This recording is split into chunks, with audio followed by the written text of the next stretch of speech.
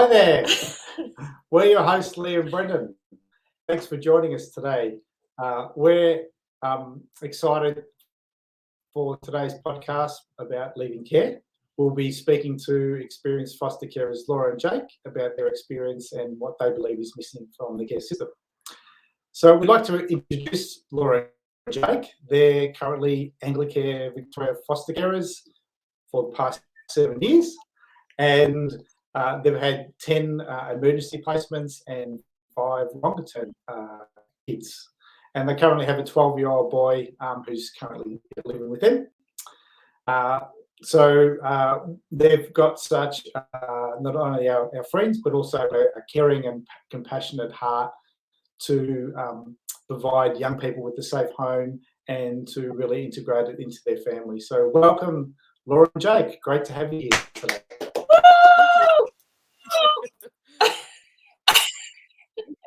Hey, so Laura, I'll start with you, and just there's a little bit of delay. I'm hearing a bit of a delay, but that's okay. Tell us a bit about yourself, Laura. I'm a secondary school teacher, and we've got 2 kids of our own, and we've got another young boy at the moment. So we've got 3 kids. And that's pretty much us. We like getting outdoors, and which is impossible these days. Well, not so much lately. It's a bit harder, but we like camping and hiking and lots of sports, and that's pretty much us. I think. Anything else you want to add? No, that's it. We're a busy, happy family. We keep occupied, but we like structure. Yes. Some of us struggle with short temperature changes. He's talking about himself, clearly. Yes, definitely. No. But it's good. We have but it's what we like. Yep. And what about you, Jake? What are you up to? Well, I mean, we both frozen. work full-time. That's right. Okay, come We out. back? Good. We back? We back? Yep. What do you have? Yep. So I work in sales. I work for Sydney back. Tools, a family-owned power tool company. That's pretty it. It keeps me busy, but it makes me happy. Makes us money. Keeps it all going around. Yep. We're also multitasking. You guys, we're clearly in lockdown. This is amazing. Show us that baby monitor. So you're multitasking that and an interview with us. And a baby monitor and a TV. Oh, no, all good. And a sore neck. All good now. Yeah. So I've played frisbee today at the local park, and I forgot that this shoulder was a bit injured, and I went up with a screamer and went ah. So, but that's okay. I've joined you, Laura. Not the same pain level. Well, I was just thinking about COVID. Extreme weeding. Right. I was doing extreme weeding session, and I think that should totally be an Olympic sport, guys. I think extreme weeding. I feel it's going for 2023 or whenever the Olympics are. Yeah. Laura and Jake together, love to know some tips from, what you're doing in lockdown, because we're the most lockdown, city in the world or state in the world. But what are some of the 1 or 2 things that have helped your family during lockdown? We have got to know our local neighbourhood. That was a moth that just flew onto me and spontaneously died. We're outside. It was tiny. We have got to know the local neighbours a lot more over the last 18 months, and we pretty much now spend about 8 hours outside in our front yard. And exercising correctly. We talk to people that walk past, and the kids ride bikes. Everything's socially distanced. They play tennis, ride bikes out in the street, and when we've been allowed, go to the playground together. So we probably wouldn't have survived COVID without having some lovely neighbours around. And they've been great, for if we needed something last minute, they can run it over like Band-Aids or well, the time lots of different trip things. Down the stairs, for instance, last year. Okay, thank you. Yes, the time I fell down the stairs, the stairs gave way; they were broken. And I walked down them. and dislocated 2 toes momentarily. They were really good. Yeah, stepping in to help when we had a tiny baby and Jake was at work.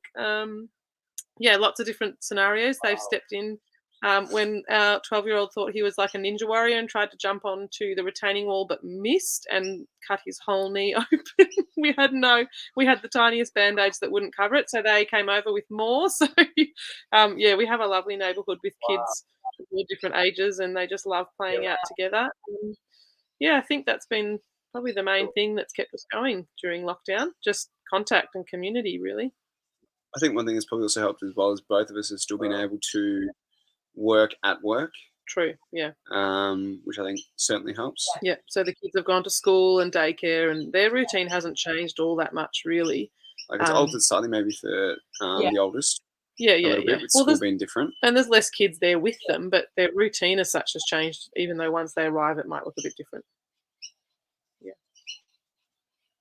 Yeah. And that's so important. Routine is so important for kids. Yeah. And I was going to say, guys, what I'm hearing from you is community's been a huge thing, but your neighbours have been like amazing as well. Just having that. But I did hear something I did hear something within that which I heard about Lincoln, your little one, riding his bike. And I would love to hear a funny story. I just would love you to tell our listeners that story that was something about your songs and a neighbour coming to you. I think that's really important on a Sunday night for people to hear that before we get into the next question, which this was actually not even close to home. I decided to walk up to get the kids from daycare because I was home early one day. And it's like quite a walk. It's probably like nearly 2 Ks. So we weren't super local, and I got one still in the pram, so I took the pram up and put the other one's bike in the pram. So I got some funny looks wheeling along a bike while I was walking up there. That was a bit of fun, a bike as a passenger, and then thought that the older one could ride home while I pushed the other one in the pram. And we got to the top of this huge hill, very big, long hill. And I said, off you go, wait at the next road for me. So off he went. And then the chain fell off, and we'd already disconnected the handbrake because we were worried he was going to squeeze them too hard and shoot over the handlebars when he was learning. And as soon as the chain fell off, he had no foot brakes. So then he was hurtling down this road, quite busy, like quite a main kind of arterial, with no brakes at all. So then I heard him just screaming, and I was thinking, oh no, he's distraught and he's freaking out and he's panicking and he's terrified. And I thought maybe if I run really fast, I can catch him.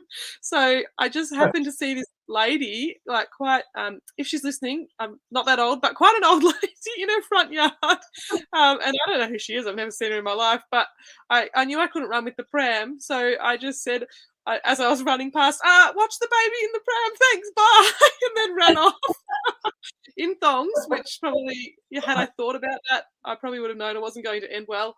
So just to be clear, that's her baseline footwear. Okay, to go to every day. Not at literally sprinting for my life, footwear choice, but and so he had to cross 3 side streets, and one of them is a main bus route, and I'm thinking, this kid cannot cross 3 streets like totally without incident. But how he did, no bus and no car came because he could not have stopped. And I was thinking, do I need to yell at him to crash into a fence? Because at least that'll be better than the road. Anyway, there was a little flat spot before the next part of the hill. So after 3 blocks, essentially, because he crossed those 3 side streets, he finally stopped enough or slowed down enough to put his feet down. And I finally caught up to him and thought, oh, he's going to be distraught and he's going to be so upset. And he wasn't. He was like, oh, did you see that? I just went, no brakes. And he thought it was all very funny. So then, of course, he waited there for me while I traipsed back up the hill to get the baby in the pram. And the poor lady was probably wondering why I abandoned my child with her. But I was able to explain what happened. She was very lovely. That was nice that she looked after. She actually started walking back down the hill towards me, so I didn't have to go as far. Yes, that was only last week, I think. It was a bit of a bit of a hair-raising event that I never want to repeat, and we've got a new bike. Well, especially then when the bike rider then decided, Oh. I go again. So then, so then I made him walk the bike home, and then we got right near home where there's a little downhill again, and he goes, "Okay, I'll roll home, bye," and off he went rolling the rest of the way without any brakes. But there was it was a massive hill. It was a very long, slow hill. Yeah. He'd done it before, so I knew he would be all right. But yeah. I bet you slept well that night. Yeah, I think it still took me about 3 days for my heart rate to slow down. Oh my God. Did your thong survive? Or Yes, that's a good question. They did. Had they been heavies, they probably would not have, but they were a different brand. So I feel like, I probably should not have bagged out a big brand in publicly, but yeah, they are. Yep, they survived. They're still going strong. Awesome. Wow. Thanks for sharing that, Laura. That's the power of community support, right? Yeah. That was really lovely of that lady. Yeah. You've always got a story to tell. You've always got a story to tell. Yeah. Awesome. So, talking about stories. So, Jake, just both of you, what has been the journey to becoming foster care? Well, my beautiful wife, funnily enough. I mean, I've always been, to some extent, what I'd call a service person. So I believe that if you've got the means to do something, you have an obligation to do it. So anything that you naturally are good at or excel at, you should do it. You owe it to yourself, but also to the society around you to do it. So I think that certainly aided me in continuing to foster care. But definitely what got me started was certainly Laura and her passion for it. Well, I was already doing it when I met Jake. Actually, I think I might have even, my first placement, I think, came really the week I met you, or the month I met you, or something like that. No, wasn't it? No, it was when we started dinner. I knew you before the foster care. Oh, yeah. So then, I was already doing it, so he had no choice, basically. Luckily, he's very good at it. Yeah. Wow. Okay. That's great. Yeah. I mean, not everyone, decides to do that.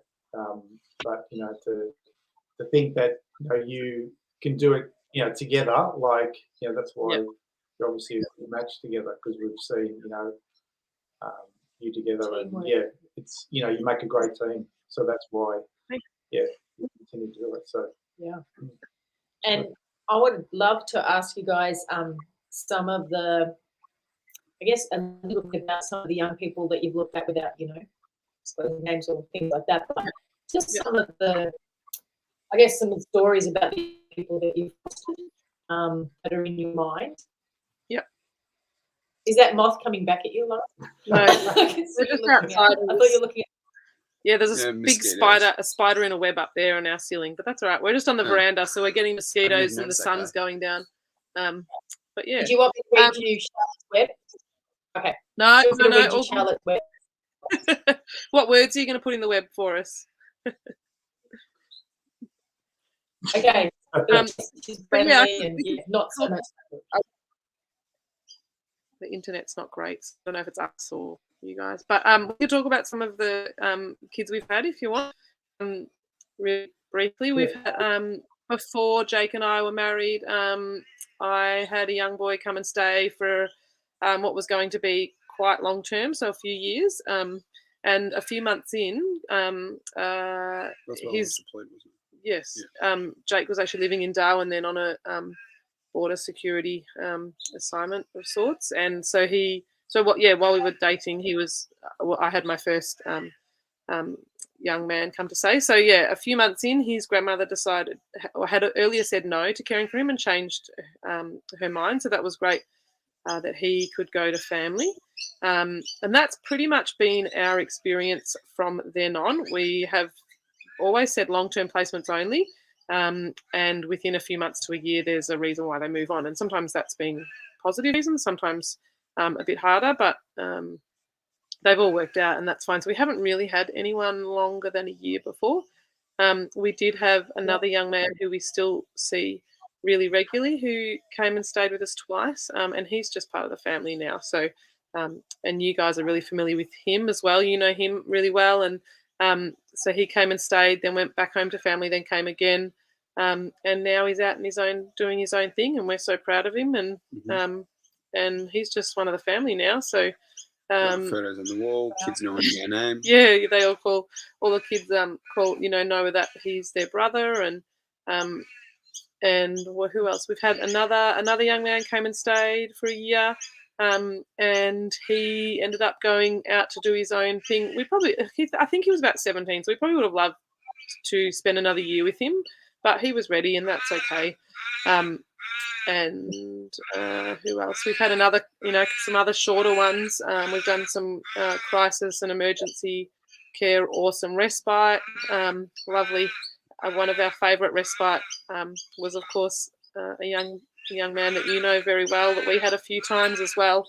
And yeah, so, and then, yeah, they're probably the main ones that we've had. We've always actually, well, no, not always, I shouldn't say always. We've pretty much nearly exclusively had boys, except for 2 girls, which we have had just for a few weeks each. But boys just seem to work out for us. I don't know why, but we're not complaining. We love having the boys. So yeah, that's pretty much a bit about some of the other kids we've had. Yeah. I was going to just ask a quick question. I know it's not following our script. Just a quick, Jake. What's been the highlight? Jake, for you, what's been the highlight for you? I know it's a new journey, and you put your hand up for it. But what's been one of the highlights for you? Operates around Sam there. I think there's like a raven. Like, are they part of your family, family in the background? Oh, the crow. The crow. Yeah. We came outside for the nature. Yeah, No, I love the nature. Keep going. There's our view. Street, I love it. Yeah. See, I get on my rollerblades and get in there. I was just thinking, Jake, what's been one of the standouts for you? Thank you all. I guess probably some of the individual changes within the various foster children we've had across the time that they've been with us. So the way that they might express the smaller details and things. So the way that either their memory retention changes over the time with us, so that they can actually recall things better, even small things that they may normally not have. So the way a conversation changes when they first come, you ask them in the afternoon, how was your day? Good. To how was your day? And it becomes a 10-minute spiel about what they actually did, because their activity, their attention, their interest in it, their engagement in their life's improved. They're the areas where I think as a foster carer you have to try and find and look for different ways of, I guess, having a reward, so to speak, because it isn't, I guess, a role that is for the faint-of-hearted. It's not a role where you should go into it looking for praise or looking for reward. It's certainly not a role where you should expect either of those from the children, because I think it's something that probably struck me very early on, and it might have even been during training, was you should never expect gratitude from the placements. From the kids. It's sort of an odd thing for someone who's not in foster care to understand, but like when people say, they're so lucky to have you, and I'm like, well, actually, I think it's us that's lucky. That's right. I don't think you can call any kid lucky that's lost their whole family and their support network, and they're in their whole neighbourhood, their whole school at times. I don't think you can call that lucky. No matter how lovely we are. Exactly. I think we're always the second best. So I think we're lucky because we've got to have them with us in our lives, whether it's short or long period. That's right. So there's no big money. I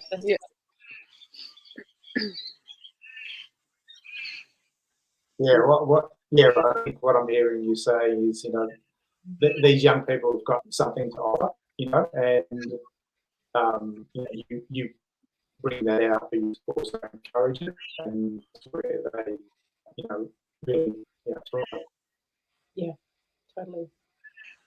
Because you set the goal, didn't it? Yeah.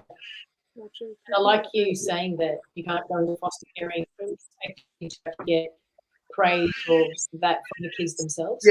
because Yeah. they're also going through so much themselves. Yeah, that's really good, Jake or Laura. I think both of you said that. Yeah. And I was thinking too, Laura, what would be your highlight or some of the gems? Actually, I'll stop that question because I've just gone off script. And go, Brendan. That's all right. No, go. So, I'll come back. so yeah, I suppose from your experiences, what do you believe is missing for these young people, you know, who are leaving care, and yeah, what do you believe is missing? I think, you know, like I've got a couple of things that we've noticed over the years. I don't know. Have you got anything you want to say? Just to confirm What's the missing question, with Leavingcare? Yeah, with Leavingcare Yes, or correct. in care? Leavingcare. Leavingcare. Yeah. A lot of things. I'm not sure I trust Jake to answer this in a It's safe very, way. very dangerous question to ask me.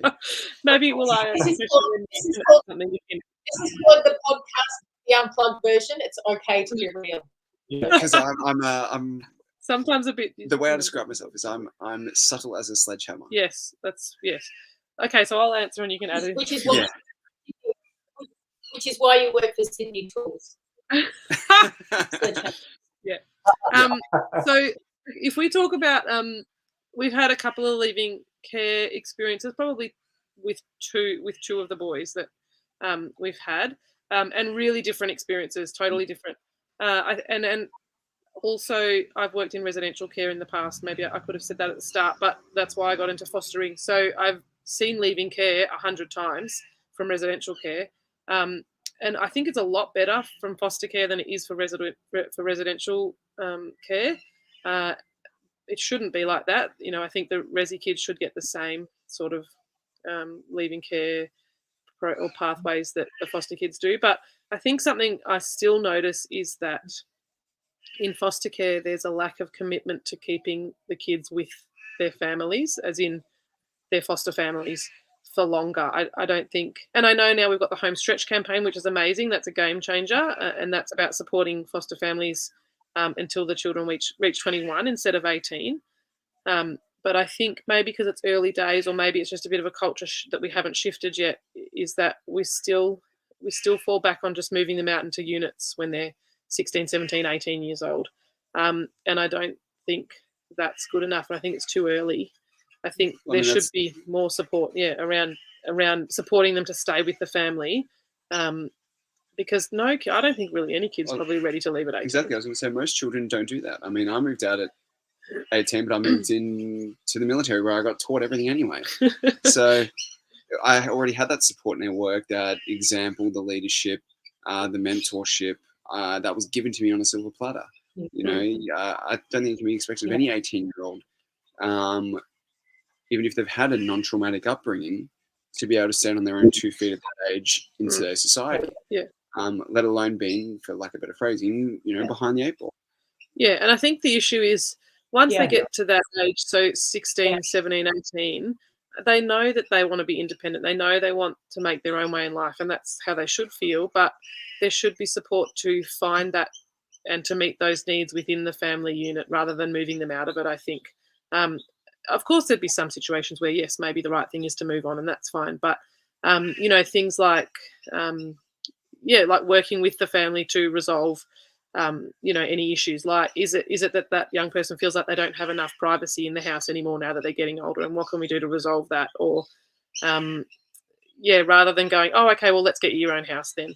I just don't think that's the solution. And I know they want independence and they don't want to have to check in with mum and dad or the foster carers with what time they're coming home or whatever. But what's a way that we can support families and young kids to stay together, even if it's just an extra year? Is it a granny flat in the backyard? Is it not having a curfew for them to be home by 10 p.m. or whatever it is? But I think as well, being a bit more realistic, these kids think that at age 17 or 18 they're getting their own house, given to them by the government, but that's not necessarily the way it is. And I think that probably leads into the second thing we've noticed is that, yes, the department or the government is providing housing for them, but sometimes it's not appropriate housing. So, or even if it is, it's still just a house. It doesn't mean they've got the means to do anything with it. Well, it's more that I think it's more that if you give these kids a house, it's never a house on their own because the demand on housing is too high. So they just can't get their own house. So they end up in a house with 3 or 4 other people in the same situation. And then you've got 3 or 4 young people who are 16, 17, 18, 19, all living together who don't know really what they're doing. So this is their first time moving out of home. Some of them are probably quite traumatized, maybe not functioning all that well, maybe mental health, drugs and alcohol and criminal behavior. So putting 4 of them in a house together without any other support, I mean, look, they have workers, but, there's no one there refereeing or, telling them that leaving, pasta on the kitchen bench for 3 days is not safe or healthy. And, chicken needs to be cooked all the way through. Just little, and, so then it's this atmosphere and this environment where if you then place a really settled, well-balanced child in that environment who is ready to leave the family unit and you put them there, that is never going to end well. In fact, it's really setting them up to fail. So, if you've got one kid who's living with 3 kids who aren't at the same place as them and aren't as ready, they're just going to get so frustrated and maybe go backwards, and then it starts conflict and there's arguments, and then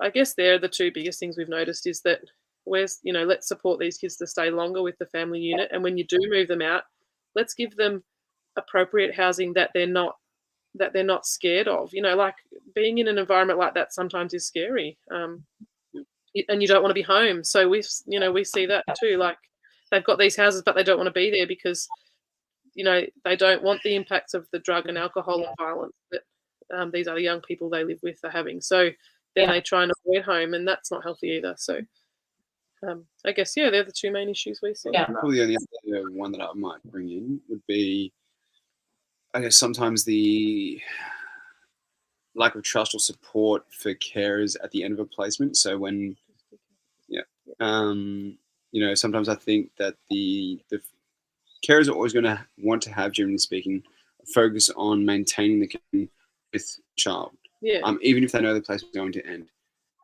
We've got a lot of good connections still with a lot of our children that we've had, and I think that's pivotal in their ongoing career because it means that we're ongoing and touching base with them over the years. They've always got some family at some level. They've got someone then at least. But if bridges are burnt because placements ended poorly or managed poorly, when there could have been a better way to do it, and normally speaking, that's going to be at the direction of the carers because we're the ones in it day in, day out. We're the one currently in the situation. I'm not saying we always get it right. I'm saying we don't make mistakes. But I'm saying chances are we know more, even if it's the first placement or your second placement. You're in it. Everyone else involved may not be. I think sometimes more consideration needs to be given to the carers when placements are ending. And what, in my experience, it always has been.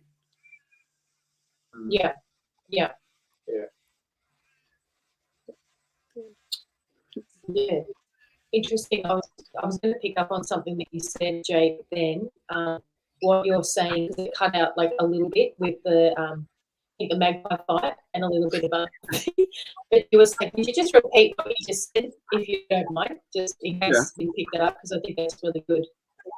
That I guess to summarize that, I think foster carers need a bigger play in the way that the Leavingcare process is tailored and shaped for the ending of each placement, because ultimately we have the day-to-day management and running of the placement with the child. We know the child, they know us. We need to make sure that at the end of a placement, finishing, that there's always a bond and a connection between carer and child. Yes, that the placement is ended with but keeping in mind that you're going to have a relationship with them forever potentially. So not just ending the placement and getting them into a house, it's ending the placement and setting that relationship up with the caring family to potentially go forever. I can't imagine not keeping in contact for the rest of our lives with 1 or 2 of the boys that we've had. So and if the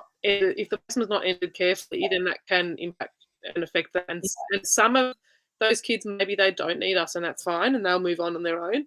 But others really need us, whether they've got their own family still involved or whether we're their only family left. So it is really important to get that right. No, that's really awesome. Yeah. So Thanks for sharing. I just want to say in closing, because I'm conscious of your shoulder too, but it's I'm been more awesome, wondering guys. So where- thank you where for our sharing your. 12-year-old is. You're wondering what? I'm more wondering where the Where what? 12-year-old is and what he's got up to in the house on his own, because I can't see him anymore. Yeah, the TV's off now. He was watching TV, now he's disappeared.